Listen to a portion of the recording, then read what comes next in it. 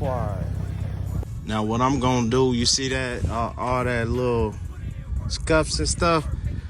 Go get some like 800 to 1,000 grit sandpaper, and not trying to take no metal off. I'm just trying to clean the surface up. So I clean the surface off, put new bearings on, problem fixed.